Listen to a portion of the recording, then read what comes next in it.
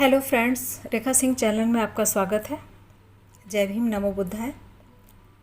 सिद्धार्थ गौतम किस प्रकार बोधिसत्व से बुद्ध बने, पहला भाग जन्म से प्रवज्या तक।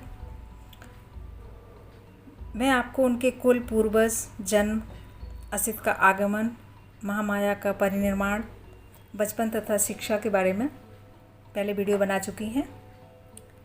अगर नहीं देखे हैं तो कृपया आप उनको देख लें। तो चलिए वीडियो शुरू करते हैं। प्रारंभिक लक्षण।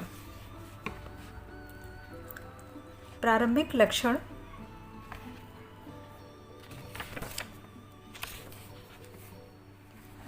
जब कभी वह अपने पिता के साथ खेतों में जाते और वहाँ कोई काम नहीं होता तो वे एकांत में जाकर ध्यान की अवस्था में प्रायः बैठ जाया करते थे। उसके मानसिक विकास के लिए सभी प्रकार की शिक्षाएं तो दी जा रही थीं, किंतु उसे एक क्षत्रिय के योग्य सैनिक प्रशिक्षण प्रदान करने में भी कोई कोर कसर नहीं छोड़ी जा रही थी। शुद्धोधन को इस बात का पूरा ध्यान था कि कहीं ऐसी गलती ना होने पाए कि सिद्धार्थ में मानसिक गुणों का ही विकास हो और पौरुष में पिछड़ जाए। सिद्धार्थ स्वभाव से कार्मिक था। वह यह पसंद नहीं करता था कि एक आदमी दूसरे आदमी का शोषण करे। एक बार वह अपने मित्रों के साथ अपने पिता के खेत पर गया। वहाँ उन्होंने देखा कि मज़दूर कड़ी धूप में, तपती धूप में खेत जोत रहे हैं, पेड़ काट रहे हैं और काफ़ी ऐसे मेहनत के काम कर रहे हैं और उनके तन पर कोई कपड़ा भी नहीं है। तो यह दृश्य देखकर वह द्रवित हो गया, यानी बहुत दुख हुआ उनको देख के। तो उसने अपने मित्रों से कहा, क्या यह उचित है कि एक आदमी दूसरे आदमी का शोषण करे? यह कैसे हो सकता है?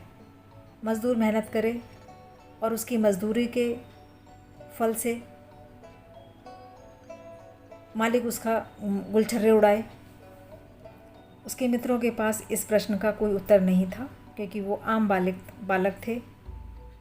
वो बेचारे नहीं समझ पाए कि मैं इस बात का क्या उत्तर दूं। शाक्य लोग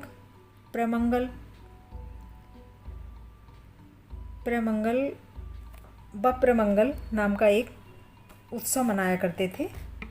यह उत्सव हमेशा धान बोने से पहले मनाया जाता था, जो ग्रामीणों का यह पर्व माना जाता है।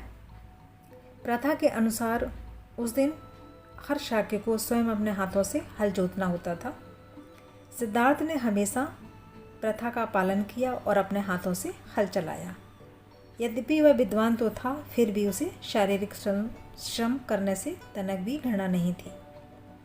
वह योद्धा वर्ग से संबंधित था और उसे धनुष चलाने तथा अन्य शास्त्रों का प्रयोग करने की शिक्षा भी मिली थी, लेकिन वह किसी भी प्राणी को अनावश्यक चोट नहीं पहुंचाना चाहता था। वह शिकारियों के दल के साथ जाने से मना कर देता था। उसके मित्र कहा करते थे कि तुम्हें शेरों से क्या डर लगता है? वह उत्तर देता कि मैं नहीं जानता हूँ कि तुम शेरों को मारने नहीं जा रहे हो, तुम हिरन तथा खरगोश जैसे निर्दोष मासूम जानवरों को मारने जा रहे हो। शिकार के लिए ना सही, दोस्त कहते, कम से कम यह देखने के लिए ही चलो कि तुम्हारे मित्रों का निशाना कितना अचूक है। सिद्धार्थ इस तरह के निमंत्रणों को कभी स्वीकार नहीं करते थे और कहते, मैं निर्दोष पशुओं का वध होते हुए भी देखना नहीं पसंद करता, इसलिए मैं तुम्हारे साथ नहीं जा सकता। सिद्धार्थ की इस प्रवृत्ति से प्रजापति गौतमी बहुत चिंतित रहती थीं। वह उसके साथ तर्क करते हुए कहती, तुम भूल गए हो कि तुम एक क्षत्रिय हो और लड़ना ही तुम्हारा कर्तव्य है। युद्ध कौशल तो शिकार के माध्यम से ही सीखा जा सकता है, क्योंकि शिकार करके ही तुम सीख सकते हो कि किस प्रकार ठीक ठाक निशाना लगाया जाता है। योद्धा के लिए शिकार ही प्रशिक्षण भूमि है। सिद्धार्थ कहते, लेकिन माँ, यह क्षत्रिय को क्यों लड़ना चाहिए? और गौतमी उत्तर दिया करती, क्योंकि यह उसका कर्तव्य है। सिद्धार्थ उसके उत्तर से कभी भी संतुष्ट नहीं होता। वह गौतमी से पूछा करता था, माँ यह बताओ कि एक आदमी का यह कर्तव्य कैसे हो सकता है कि वह दूसरे आदमी को मारे। गौतमी तर्क देती, यह मनोवृत्ति एक सन्यासी के लिए ही हो सकती है, लेकिन क्षत्रिय को तो अवश्य ही लड़ना चाहिए। यदि क्षत्रिय नहीं लड़ेगा तो राज्य की सुरक्षा कौन करेगा? लेकिन माँ, यदि सब क्षत्रिय परस्पर एक दूसरे से प्रेम करें तो क्या बिना किसी को मारे वे राज्य की सुरक्षा नहीं कर पाएंगे? इस पर गौतमी उसे उसके ही निर्णय पर छोड़ देती थी। वह साथियों को अपने साथ बैठकर ध्यान करने हेतु प्रेरित करने का प्रयास करता था। वह उन्हें बैठने का तरीका सिखाता था और उन्हें एक विषय पर अपना ध्यान एकाग्र करना सिखाता था। बच्चे बैठ तो जाते थे, पर उनके अंदर आंखें बंद करने पर ध्यान के विषय में चित्त एकाग्र नहीं कर पाते थे। इसके विपरीत वे अपनी आँखों के सामने शिकार के लिए हिरन को पाते अथवा खाने के लिए मिठाइयाँ देखते। उनके माता पिता को उसका इस प्रकार एक पक्षीय ध्यान अच्छा नहीं लगता था। उन्हें लगता था कि यह क्षत्रिय जीवन के सर्वथा विपरीत है। सिद्धार्थ का विश्वास था कि ठीक विषयों पर चित्त का एकाग्रता विश्वव्यापी मैत्री भावना को विकसित करती है। वह स्वयं को सही सिद्ध करते हुए कहता, जब भी हम प्राणियों के बारे में विचार करते हैं तो हमारा आरंभिक चिंतन भेदभाव के साथ होता है। हम मित्रों को शत्रुओं से भिन्न कर लेते हैं। हम अपने पशुओं को पालतू पशुओं से भिन्न कर लेते हैं। हम अपने मित्रों और पालतू पशुओं से प्रेम करते हैं और अपने शत्रुओं तथा जंगली पशुओं से घृणा करते हैं। इस विभाजक रेखा से हमें ऊपर उठना चाहिए और हम ऐसा तभी कर सकते हैं जब हम अपने चिंतन में व्यवहारिक जीवन की सीमाओं से ऊपर उठ जाएं।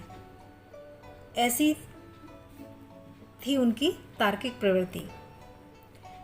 उत्कृष्ट कारुणिक भावना उसकी बचपन की विशेषता थी। एक बार वह अपने पिता के साथ खेतों पर गए हुए थे। विश्राम के समय वह एक वृक्ष के नीचे बैठा हुआ आराम कर रहा था और प्राकृतिक शांति और सौंदर्य का आनंद ले रहा था।